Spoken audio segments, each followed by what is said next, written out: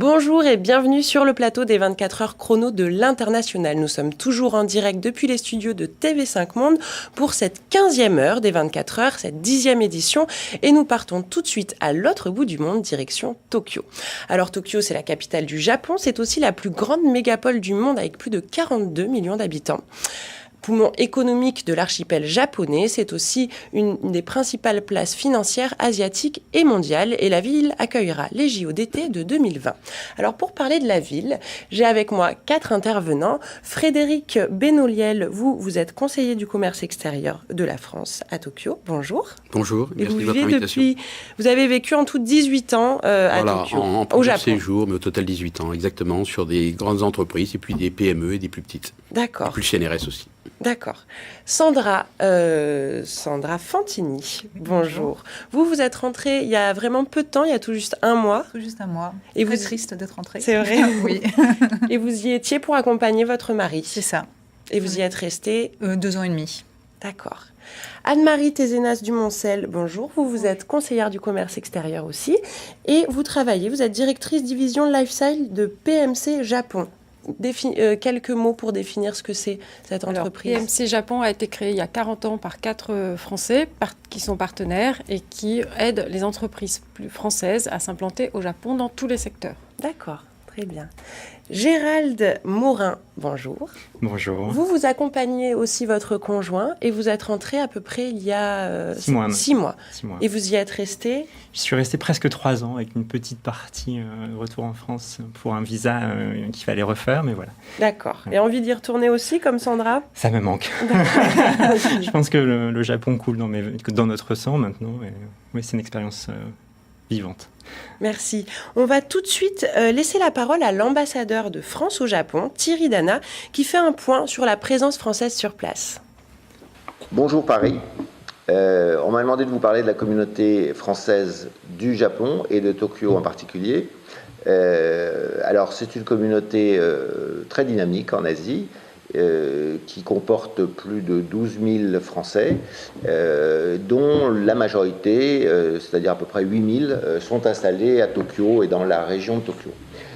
C'est une communauté qui se développe régulièrement, non pas de manière exponentielle, mais de manière régulière, d'à peu près 5% par an, qui est active pour l'essentiel, et qui est composée, ce qui est une spécificité du Japon, à la fois de gens qui sont là depuis longtemps, voire très longtemps, qui s'y sont installés, qui ont fondé des familles, souvent des couples mixtes, qui n'avaient pas forcément l'idée d'y rester longtemps au début. Beaucoup d'histoires de gens qui m'ont dit je suis arrivé pour 1 an, et puis qui sont restés finalement 20 ans, 25 ans. Et puis une deuxième partie, c'est à peu près équivalent, d'expatriés classiques, c'est-à-dire de gens qui viennent 3-4 ans pour une entreprise, pour une mission, et puis qui repartent.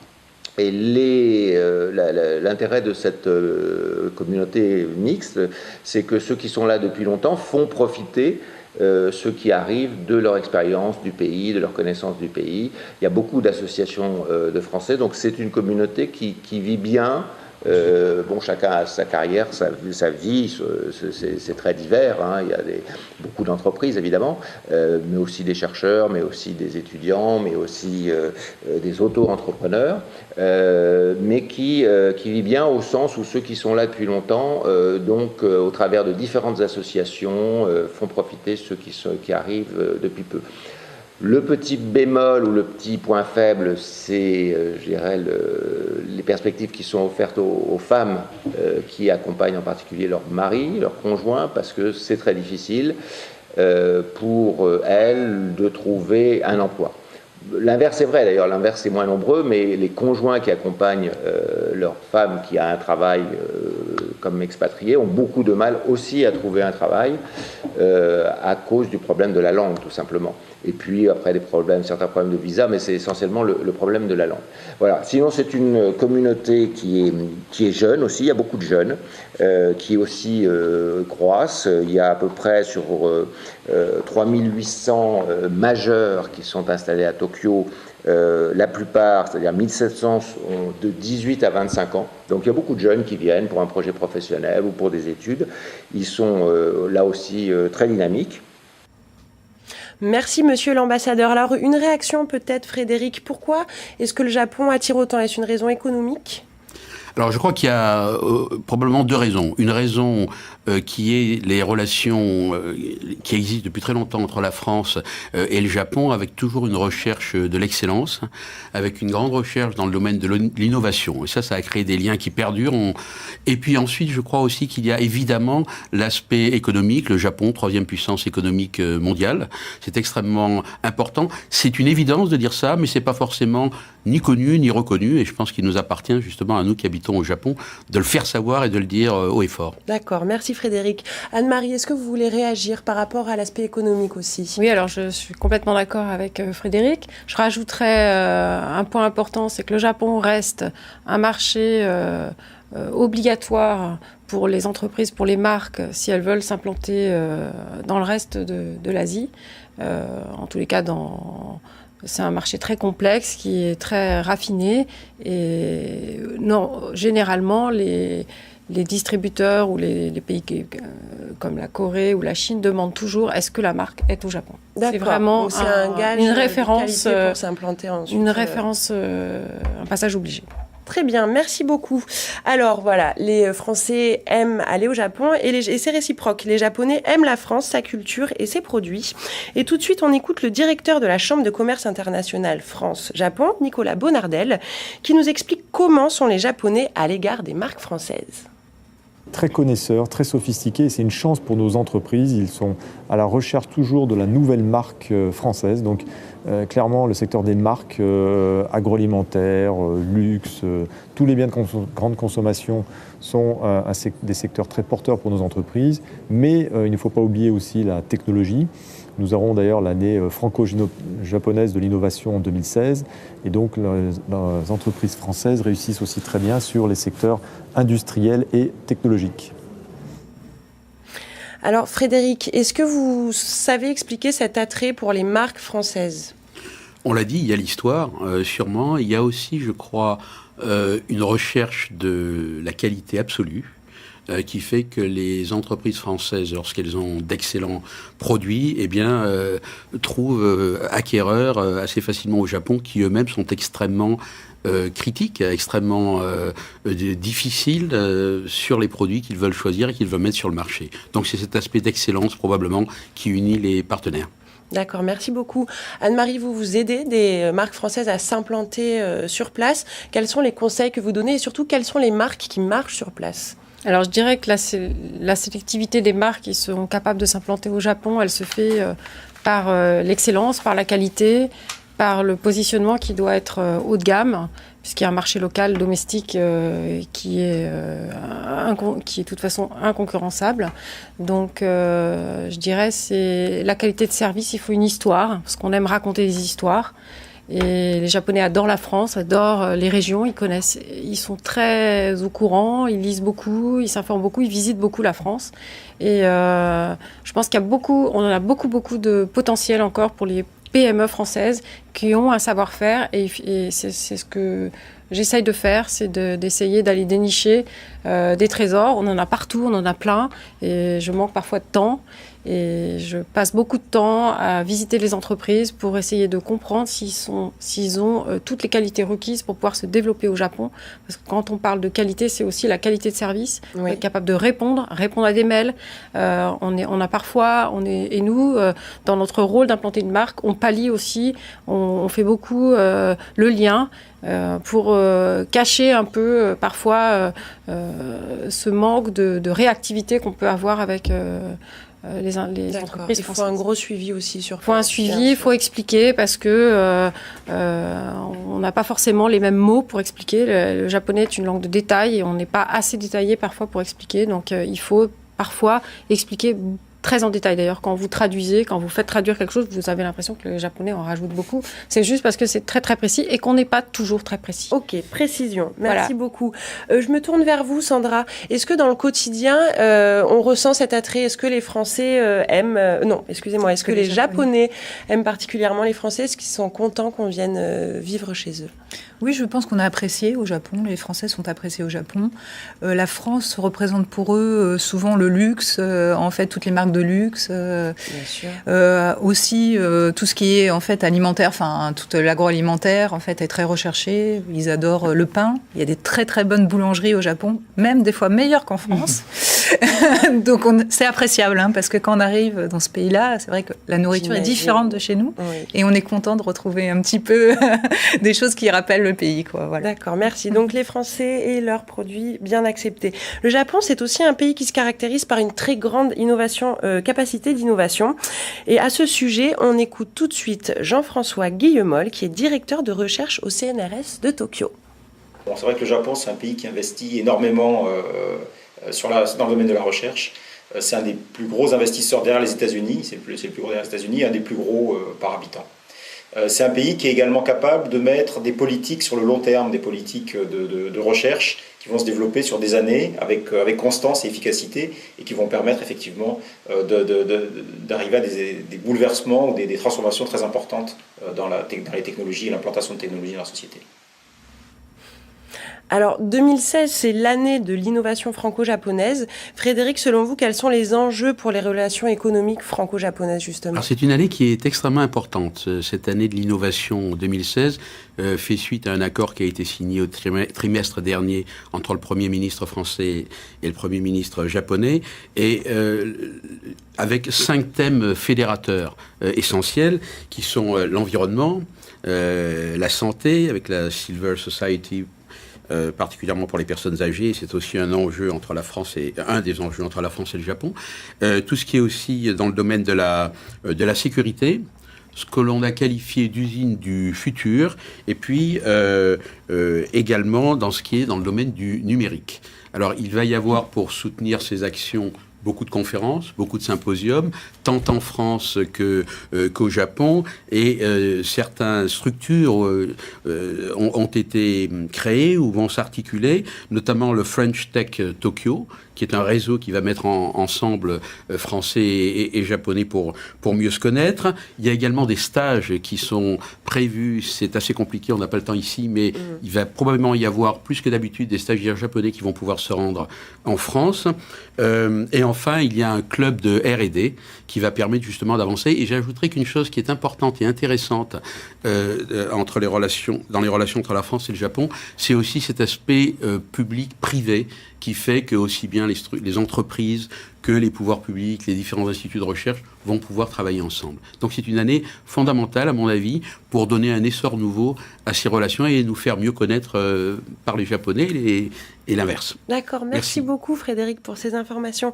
Alors, l'expertise, le savoir-faire français est donc très apprécié au Japon, on le sait, mais alors dans la pratique, est-ce que c'est difficile ou pas de monter une entreprise sur place ? Et à ce sujet, on écoute tout de suite Jean-Michel Serre, qui est conseiller du commerce extérieur et qui répond à cette question. C'est difficile, mais c'est pas impossible. Les Japonais, ce qu'ils cherchent, c'est la qualité, la perfection même parfois, la fiabilité. Ils peuvent avoir même du temps pour cela. Donc, une entreprise japonaise qui vient au Japon doit venir avec humilité, en sachant ce qu'elle veut apporter, en étant sûre de respecter ses promesses. Et si elle fait cela, eh bien, le Japon l'accueillera. Et les entreprises françaises, dans tout type d'innovation, dans tout type d'activité, ont beaucoup de choses à apporter. Donc venez voir, c'est possible. Alors là, j'aurais juste une question pour vous, Anne-Marie. On dit que le Japon est un marché assez complexe et impénétrable. Vrai ou faux, selon vous ? Je dirais vrai et faux.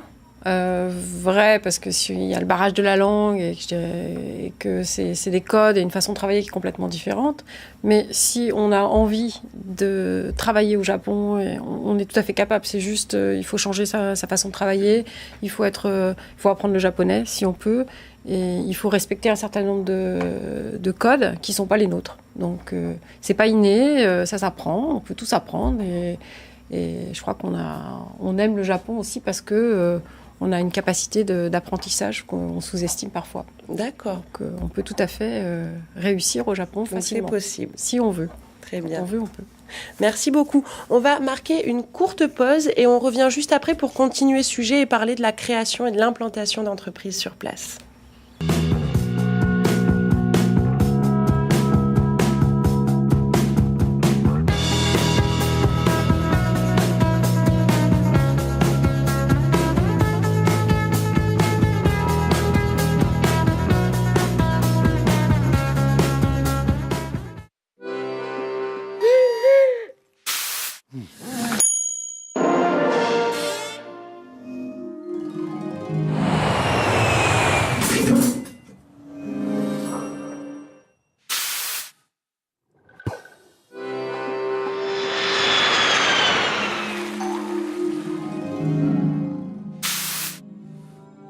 La CFE, votre sécurité sociale jusqu'au bout du monde.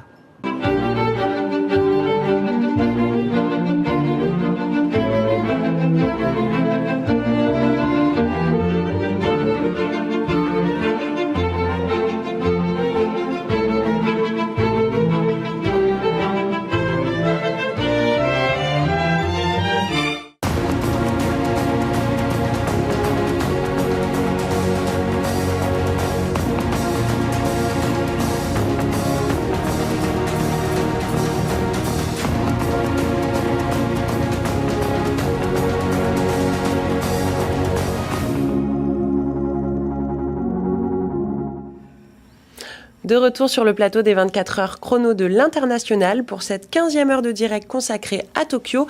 N'hésitez pas à réagir sur le hashtag 24 heures chrono TV. Alors, on parle de la création d'entreprises. Quels sont les conseils pour une entreprise qui souhaite s'implanter sur place? Est-ce que c'est compliqué ou est-ce que c'est simple? Frédéric.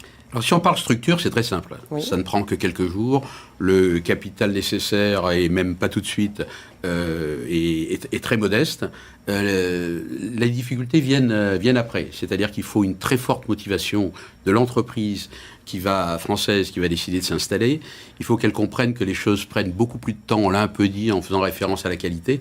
Il faut faire du confidence building avec ses partenaires, avec ses clients. Ça prend du temps. Il faut embaucher des personnes. C'est pas forcément non plus très facile de trouver, pour des tas de raisons, linguistiques et autres, c'est pas forcément très facile. Donc il y a une espèce il y a des difficultés en cours de route qui font qu'il faut avoir du temps, de l'énergie, des bons outils de communication, mais en sachant que c'est un énorme marché, qu'il est généralement profitable pour beaucoup d'entreprises, et moi j'y tiens beaucoup, qu'il peut être aussi le centre pour l'Asie, pour couvrir d'autres marchés, et que la référence de la qualité japonaise est quelque chose qui ne peut que nous servir partout dans le monde lorsqu'on a pénétré ce marché. D'accord. Ça prend du temps, mais ça vaut la peine, du coup. Anne-Marie, est-ce que vous voulez réagir là-dessus? Vous aidez beaucoup d'entreprises à s'implanter? Oui, alors nous, c'est notre métier depuis 40 ans. Je dirais que 100% des entreprises que je vais chercher, on les implante. Alors, je dirais que c'est step by step. Je conseillerais à une entreprise d'y aller par niveau. Oui. Donc, après, ça dépend effectivement du secteur, des moyens de l'entreprise, mais le mieux, c'est de commencer par trouver un partenaire, en ayant l'idée, peut-être, avec ce partenaire, si on veut investir un peu plus, de faire une joint venture pour aller progressivement vers une filiale.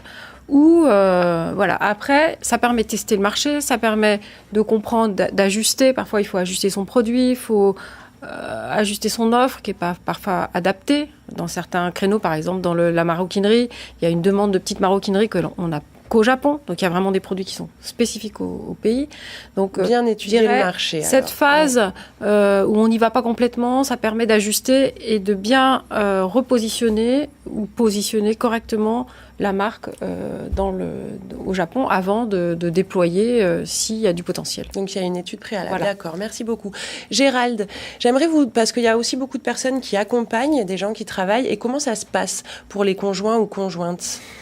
La première étape, c'est de comprendre le marché du travail déjà, comment ça s'organise. Et la deuxième étape, c'est aussi de comprendre la langue et de s'intégrer. Et c'est le problème de tous les expatriés, je pense aussi, c'est de pouvoir se parler. Le japonais est une langue très subtile. Et dans la négociation, en tous les cas dans mon rapport, dans mon travail, puisque je suis visual merchandiser et store designer, il y a une relation avec le personnel des magasins et forcément une formation, une explication.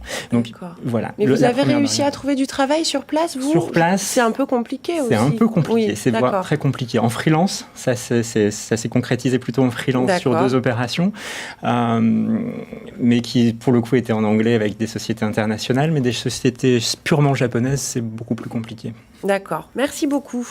Alors, tout de suite, on va passer à un sujet sur les différences culturelles, parce que le Japon, c'est un pays qui nous apparaît quand même comme assez lointain, avec une culture complexe, unique et différente du reste de l'Asie. Donc c'est important de parler des différences culturelles, notamment dans le milieu professionnel.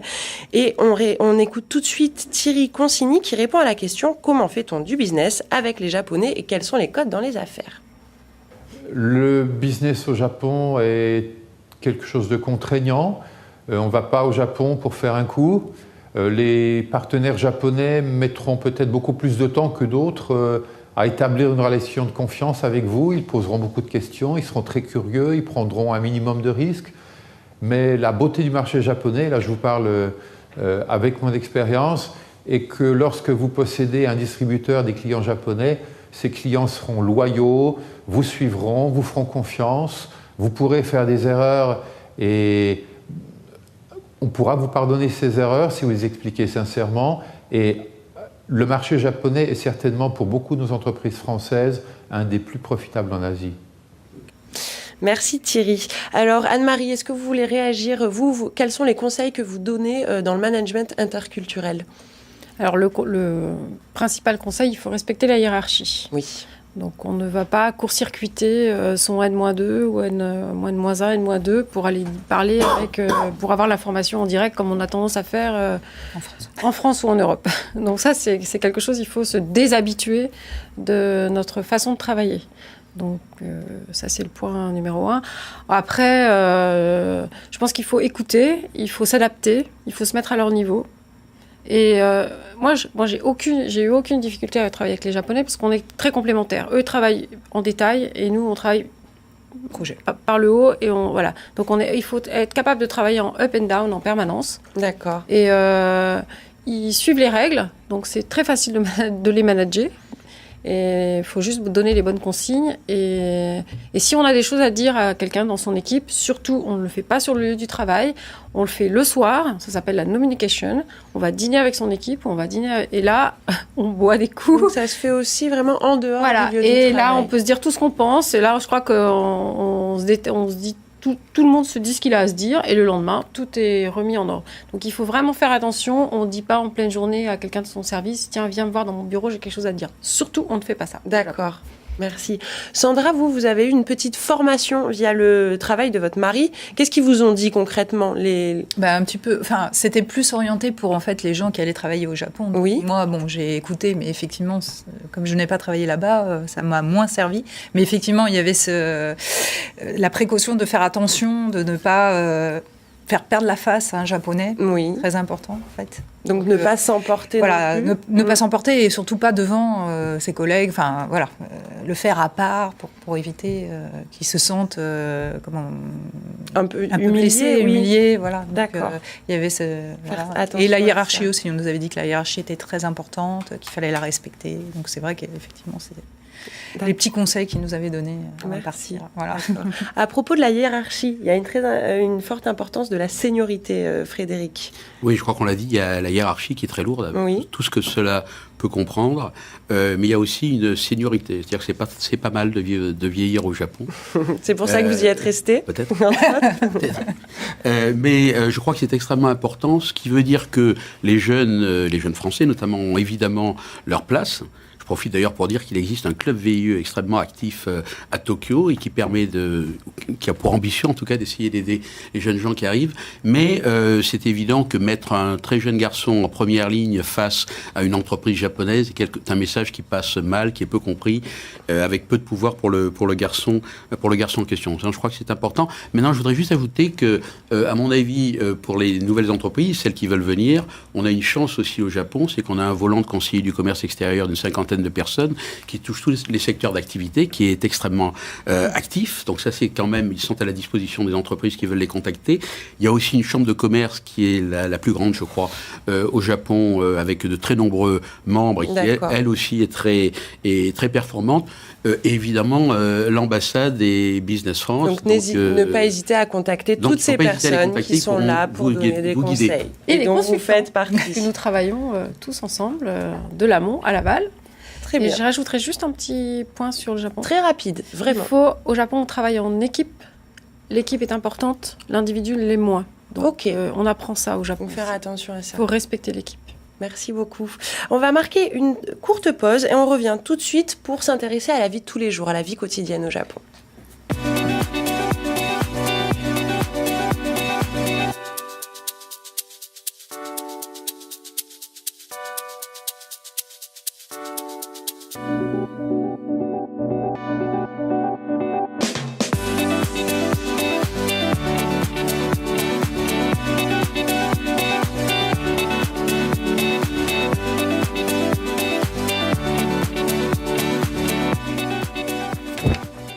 De retour sur le plateau des 24 heures chrono de l'International, la 10e édition pour cette ville consacrée à Tokyo. Alors surtout, n'oubliez pas de réagir sur le hashtag 24 heures chrono TV. On a vu un petit peu comment ça se passait au niveau économique, relations professionnelles, etc. Mais maintenant, on va s'intéresser à la vie quotidienne et à la vie de tous les jours, et plus particulièrement à la culture, parce que la culture au Japon, c'est vraiment très important. Donc, on a vu comment ça se passait dans le milieu du travail, mais au quotidien, il y a tout de suite Jean-Jacques Le Goff qui nous donne quelques conseils pour appréhender cette culture japonaise au quotidien. Alors, les conseils les plus importants concernent une compréhension de ce qu'est cette culture. Très souvent, il y a beaucoup d'a priori par rapport à la culture japonaise, qui, encore une fois, est complexe, mais en même temps est fascinante.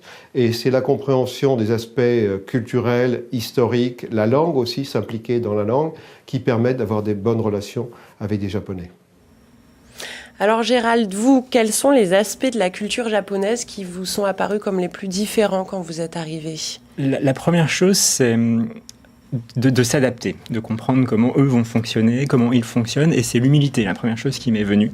Et d'ailleurs, quand on apprend le japonais, on se soumet à la personne à laquelle on parle, et dans la relation donc, du quotidien avec les personnes qu'on va rencontrer, qu'elles soient vendeurs, ou que ce soit des gens sur le trottoir, ou qui que ce soit, on va avoir cette humilité vis-à-vis de la personne qu'on a en face de soi, et d'autant plus que moi je suis étranger et que c'est cette personne qui va m'apprendre, qui va me former, qui va m'expliquer comment ça fonctionne. Et donc dès cet instant, le contact se fait avec les gens qu'on rencontre. Et il y a une ouverture qui se fait, parce que les Japonais sont très curieux. Donc, somme toute, on s'intègre assez rapidement. D'accord, mais dans beaucoup de respect, j'ai l'impression, c'est ça qui me vient à l'esprit quand vous me parlez. Énormément. Il y a différents niveaux de langue en japonais, mais dans la langue quotidienne, entre vous et moi, entre amis, il y a quand même toujours ce respect. Différemment de l'anglais, où le « I » est même en majuscule, là, on est plutôt dans le sumimasen. D'ailleurs, c'est la première chose qu'on dit à chaque fois qu'on rencontre quelqu'un, « excusez-moi ». D'accord. La façon de dire bonjour est aussi « excusez-moi ». Voilà. Alors, vous parliez de la langue. Je pense que c'est une étape très importante pour comprendre la culture. Est-ce que vous, Sandra, vous avez eu l'occasion de l'apprendre ou d'essayer de vous y mettre ? Oui. J'ai voulu apprendre parce que je pense que ça sert à comprendre la culture japonaise, en fait, à travers la langue, à travers leur façon de parler. Oui, par exemple, avec ce sumimasen qui est souvent répété et tout ça. Ça nous permet d'apprendre ce qu'est le japonais et ce qu'est leur culture. Après, c'est une langue très difficile. Oui. Enfin, moi, je la trouve très difficile. Et au niveau de l'écriture aussi. Voilà, au niveau de l'écriture, la lecture. Parce que c'est un peu le problème qu'on a, c'est qu'aujourd'hui, dans le quotidien, on rencontre des étiquettes de produits et on ne sait pas lire. Alors, on essaye de deviner. Donc, quelquefois, on a des anecdotes assez marrantes parce qu'on se trompe de produits. Voilà, donc, notamment dans l'alimentation, parce que quand on arrive, on doit être un petit peu perdu. Moi, au début, j'ai acheté de la farine. Je pensais que c'était la farine de blé, c'était la farine de riz. Bon, voilà, mes crêpes étaient un peu bizarres, mais bon, on s'en est sorti. Mais c'est vrai que je ne savais pas lire. Enfin, on ne sait pas lire, quoi. Et même en apprenant, il y a quand même plusieurs caractères. Bon, il y a 2 alphabets plus en fait des kanji. Aujourd'hui, j'ai appris, mais je maîtrise pas la langue, quoi. En 3 ans, en 2 ans et demi, j'ai pas réussi à maîtriser. C'est trop court. C'est trop court, ou peut-être que je me suis pas suffisamment investie, ou peut-être que non, c'est difficile en fait, très difficile. D'accord. Mais je pense que c'est indispensable. Enfin, moi, je conseille aux gens de l'apprendre. Et puis en plus, c'est je sais pas, autant vivre l'aventure pleinement et essayer de rentrer dans la culture du pays où on habite quelques années. Je pense que c'est... Bien sûr, c'est la meilleure des démarches. Voilà, c'est la meilleure des démarches. Vous, Frédéric, vous y êtes depuis 18 ans. Est-ce que vous avez réussi à vous intégrer aujourd'hui ? Est-ce que vous vous considérez en phase avec la culture japonaise ? Je ne sais pas si je suis en phase avec la culture japonaise. Je connais bien sûr beaucoup de Japonais. Je ne perds jamais de vue que je suis français. Même si je parle japonais, et je n'essaye pas d'avoir l'air ou de jouer au japonais. Je crois que ça me permet de garder une certaine distance, d'être pardonné parce que même après beaucoup d'années, on fait encore beaucoup d'erreurs. Mais ce que je continue, du moins je l'espère, à faire, on dit qu'il faut parler japonais, c'est vrai, mais je crois qu'il faut aussi écouter les Japonais, et c'est ainsi, je crois, qu'on peut apprendre, se fondre un peu dans la masse. Et c'est un peu comme les produits, comme les entreprises, il faut rester, si on le peut, longtemps pour connaître, pour se faire connaître et pour créer une confiance entre les partenaires et les interlocuteurs japonais et nous-mêmes. D'accord, merci. Du temps et de l'investissement. Alors, tout de suite, on va s'intéresser à la vie culturelle à Tokyo avec Thierry Voisin qui va s'exprimer. Au niveau culturel, Tokyo est une ville qui bouge énormément. Vous avez beaucoup de musées, vous avez beaucoup d'expositions, des salons. Pratiquement toutes les semaines, il y a un salon, des concerts de rock, de blues, de jazz, tout ce que vous voulez, de la musique classique. Les Japonais sont très sensibles à la musique classique. En fait, c'est une ville qui est vraiment très animée. Anne-Marie, est-ce que vous êtes d'accord avec cette richesse de la vie culturelle à Tokyo ? Oui, je crois qu'on a tous... on est émerveillés de tout ce qu'on voit, de tout ce qu'on peut faire au Japon. Il y a une culture qui se voit aussi. C'est un pays de contraste. On a des bâtiments magnifiques. On a des jardins très raffinés. On domine un peu tout au Japon. Même à la campagne, l'herbe est très bien coupée. Et je crois que ça nous frappe tous. Et il y a ce raffinement dans la cuisine, dans la façon dont on va présenter. On aime bien toujours sublimer et améliorer tout. Donc, je pense que c'est très propre, c'est très rangé, c'est très organisé. Donc, on devient très discipliné d'ailleurs au Japon. Mais je pense que parce qu'on veut respecter ça, on veut pas abîmer. Déjà qu'on se trouve un peu pas de la même couleur que les Japonais, donc on détonne un peu dans le décor. Mais c'est vrai qu'on respecte, on apprend ça et on est très fiers d'être au Japon. Au niveau de la qualité de vie, il y a quand même, je pense, des craintes liées à Fukushima. Vous êtes arrivé juste après Fukushima, Gérald ? Juste après, oui. Alors, il y a des informations sur lesquelles on nous disait faites attention à ce que vous allez consommer, notamment des champignons secs. Fukushima était une région où on produisait beaucoup de champignons secs. D'accord. Il y a beaucoup de pêche aussi. Donc oui, on fait attention. Mais après, c'était pas non plus... Ça n'impacte pas plus que ça sur la vie quotidienne. On fait attention, mais c'est vrai que l'accès à l'information est parfois un peu compliqué. D'accord. Sandra, quelques mots sur la sécurité sur place. Je cherche le mot en français, mais c'est safe en anglais. Très sécure. Très sécure. Aucun problème. Aucun problème. Et ça, c'est vrai que c'est une qualité de vie... On peut oublier son portable son portable, ordinateur, on vous le ramène. Oui, voire même dans tout ce qui est petit café, on réserve notre table, donc on pose le sac à main, donc avec le portable, le portefeuille, tout ça, et on va commander, quelquefois pas au même étage, en dessous, le café, et on revient, tout y est. D'accord. Et si on a le malheur d'oublier quelque chose, c'est tout empaqueté avec un petit mot dessus en disant à quelle heure on l'a oublié. Donc, ça doit être très agréable à vivre. Oui, c'est très agréable à vivre. Très bien. Dites-nous. La SNCF, l'équivalent de la SNCF au Japon, il m'est arrivé d'oublier quelque chose dans le train, j'ai téléphoné, il avait retrouvé bien sûr, et me l'ont envoyé en me demandant à quelle heure et à quelle adresse on devait quand même me le faire parvenir. Donc il y a un service client, une relation qui est aussi un petit peu différente. C'est pas le client qui va vers l'entreprise, c'est l'entreprise qui vient vers le client. Et ça, c'est complètement aussi bouleversant par rapport à notre vision occidentale, je dirais. J'imagine, d'accord, merci. Donc ça donne envie au niveau de la qualité de vie. Maintenant, on va s'intéresser au coût de la vie. Est-ce que ça coûte cher de vivre sur place ou pas ? Et on écoute tout de suite Safi Madougou à ce sujet.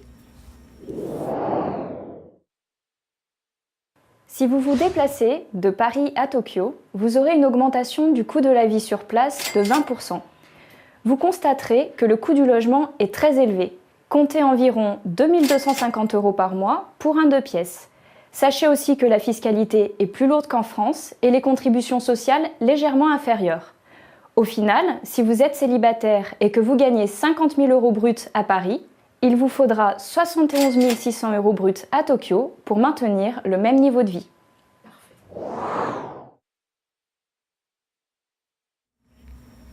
Frédéric, est-ce que vous êtes d'accord avec ce qui vient d'être dit dans la vidéo ? C'est un pays qui a pas d'inflation. Oui. Pratiquement. Donc les prix sont stables. C'est un pays dans lequel aujourd'hui l'euro est favorable par rapport au yen. Donc tout ça nous aide beaucoup. C'est vrai que globalement, le coût de la vie, encore une fois, ça dépend ce que l'on fait, comment on vit, mais enfin, est plutôt plus élevé qu'en France. Mais il y a une chose qui, moi, m'a frappé après. J'ai fait 2 séjours au Japon et il y a plusieurs années où je n'y étais pas. Et lorsque je suis revenu, ce qui m'a frappé depuis 2-3 ans, c'est la possibilité qu'il y a, si on ose, si je puis dire, le faire, à négocier. C'est-à-dire que les Japonais, pour des raisons de prestige, si je puis dire, ne négocient à peu près rien entre eux. Oui. Moi, je n'ai pas de gêne par rapport à ça lorsque sur des achats conséquents, y compris sur les loyers, par exemple. Même sur les loyers ? Il est tout à fait possible de discuter sans qu'il y ait véritablement de gêne. Essayez, vous verrez, c'est tout à fait possible. Merci pour Je pense que c'est lié au tremblement de terre, parce que moi j'étais le 11 mars quand il y a eu le tremblement de terre et beaucoup de gens sont rentrés. Nous, on est restés et en fait, j'ai changé d'appartement juste après et j'ai facilement négocié la moitié du prix parce que tout était vide. Il y avait une pénurie. Oui, c'est vrai qu'il y avait... Donc, et peut-être que ça a un peu changé les codes et il y a aussi énormément de construction. Je pense que les gens se sont rendus compte que il fallait louer ce qui était vide, il fallait bien les louer et que... Parce que c'était devenu hyper cher. Ils n'avaient plus vraiment le choix. C'était même indécent, les prix des loyers qu'on avait. Donc je pense que ça a aussi un peu remis tout à une valeur un peu plus correcte. Donc je dirais qu'on est à peu près... C'est équivalent avec la France sur les loyers, en tout vraiment, cas. Ça dépend. Il y a le loyer, c'est le loyer, mais ce qui coûte très cher, c'est l'énergie. L'électricité coûte très cher, l'eau coûte le prix de l'électricité. Donc après, il faut regarder la note à la fin. Oui, après, il y a des choses où on dépense moins parce qu'on chauffe moins parce qu'il fait moins chaud. Après, on peut mettre la clim en permanence, le chauffage en permanence, puis on peut ne pas le faire aussi parce qu'on n'a pas forcément besoin. Donc on peut, je dirais, c'est très difficile de... Le midi, on mange beaucoup pour moins cher. Beaucoup moins cher. Les bento. Les bento ou même dans un restaurant, le plat du jour est beaucoup moins cher que celui qu'en France. D'accord. Voilà. C'est l'énergie qui coûte vraiment très cher. Oui. Alors c'est sûr, si on veut acheter des produits français, le camembert, ça coûte super cher, mais si on mange local, on s'en sort très bien. D'accord. Donc on peut s'en sortir suivant ce qu'on achète. Merci beaucoup. Et alors si jamais vous vous déplacez en famille, sachez qu'il existe une convention bilatérale entre la France et le Japon. Et sur ce sujet, on regarde tout de suite Laura Faubel qui nous explique quelles branches sont couvertes ou non par la Convention. Alors en matière de vieillesse, invalidité et survivants, pour l'ouverture du droit à une pension de retraite, il sera possible de prendre en compte, si nécessaire, les périodes accomplies sous la législation de l'autre État et les totaliser. En matière de prestations familiales, un travailleur salarié qui est détaché depuis la France vers le Japon, qui vit donc au Japon avec ses enfants, a droit pour eux aux allocations familiales françaises. Pour les autres dispositions et pour plus de détails, je vous invite à consulter le site du CLES, www.cles.fr. Rien à dire là-dessus. Non, juste. Anne-Marie, vous aviez envie de réagir, on vous écoute. Oui, je dirais juste un élément. Quand on quitte le pays, quand on a été expatrié et salarié au Japon, on peut récupérer sa retraite tout de suite. Donc il faut le demander tout de suite. Alors bien sûr, on peut la récupérer au moment où on sera à la retraite. Oui. Et aussi, on peut la récupérer tout de suite. D'accord, c'est bon. Dès qu'on est sorti, qu'on a rendu son Alien Card, ça prend à peu près 6 mois et on vous paye votre retraite. Très bien, merci. Ouais. Cette émission touche à sa fin, mais avant, j'aimerais qu'on fasse un petit tour de table et que chacun fasse une phrase de conclusion sur... imaginez que vous vous adressez à un Français qui veut s'installer sur place, ce qui est le cas, c'est eux qui nous regardent. Qu'est-ce que vous avez envie de leur dire ? Je dirais qu'à priori, quel que soit probablement son secteur d'activité, s'il a une vraie stratégie, s'il veut durablement grandir et avoir une influence sur l'ensemble des marchés, pas seulement le Japon, sa présence au Japon est quasiment indispensable. Donc il faut qu'il fasse l'effort pour y aller. Je pense que c'est aujourd'hui un petit peu plus facile que ça ne l'a été dans le passé. D'accord, merci Frédéric. Sandra ? Je dirais que c'est une très belle aventure, il faut y aller, il faut foncer. Et... là, j'en ai presque les larmes aux yeux de revoir des images de Tokyo et ça fait 1 mois que je suis rentrée. Donc, allez-y, n'hésitez pas. De toute façon, apprenez la langue. Vous découvrirez un pays magnifique, une culture magnifique, des gens très, très sympathiques, très accueillants. Donc, allez-y. Belle expérience. Merci beaucoup. Gérald. Je dirais qu'au Japon, tout est exceptionnel. On est dans la découverte. Donc, vivez l'exception parce que c'est... Et quand on rentre ici, d'ailleurs, on est, comme on connaît tout, on s'ennuie un peu, mais là-bas, tout est vraiment différent et donc on se régale à chaque fois. C'est vrai que vous avez, vous aussi, les yeux qui pétillent quand vous parlez du Japon. C'est comment du Japon n'est pas fini, mon cœur est resté encore là-bas aussi. D'accord. Merci. Anne-Marie. Moi, je dirais, allez-y. Le Japon, on croit qu'on a compris et on n'a rien compris. C'est le millefeuille. Donc, on apprend beaucoup, on apprend en permanence. Et on apprend l'humilité. On apprend à s'adapter. On apprend... On devient Chaque japonais. jour, c'est tellement beau. Chaque jour, en fait, c'est Goen, le bonheur. En japonais, c'est 5e, mais c'est aussi Goen. Et je pense qu'on apprend la notion de Goen. C'est, je m'arrête 5 minutes, je regarde une belle image. J'imprime du positif et des petits bonheurs collectés toute la journée. On devient très heureux au Japon. Donc, j'irais, allez-y. On revient différent. D'accord. Et on change. Merci beaucoup, merci à tous d'avoir partagé votre expérience. Restez connectés et on revient tout de suite pour une émission consacrée à la ville de Kuala Lumpur.